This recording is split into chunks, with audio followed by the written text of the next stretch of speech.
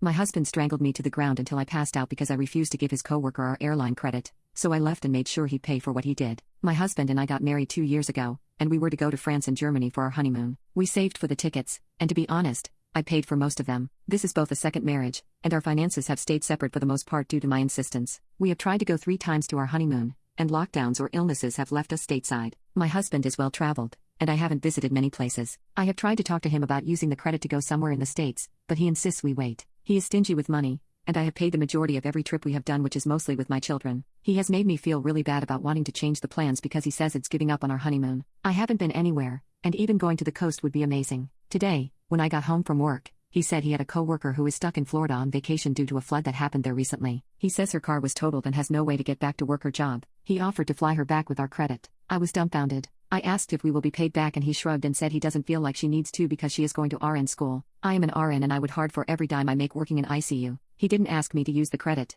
He assumed I would be fine with it. It only came up in conversation about how crazy his day was. Update 2 years later. I just logged into an old computer and found this account that I no longer use. I had completely forgotten about it and honestly have only a vague recollection of posting it due to circumstances I will get into. The marriage ended right after this. It looks like this is almost 3 years old and I have been away from this man for 3 years in July 2025. This was one of the last arguments we had. He told me I was very uncaring about the stranger in Florida and if I was a nice person money would be no object to get her. He then strangled me to the ground and I passed out. By this point in the marriage, I handed him my phone when I got home from work and he would give it to me when I left for work. I tried to leave several times each time I came back. When I wrote this post, I was downloading the audiobook Why Does He Do That by Bancroft and then deleting it each evening before I handed my phone to him. This book saved my life. It gave me the courage to try to get away and understand that he wasn't going to change. He had choked me several times, and he was physically abusive by this point. My dear marriage, I had glass in my foot, and had half my hearing from a busted eardrum in my right ear. So about a week after this post, I went to get the mail, something I was not allowed to do but something told me I needed to.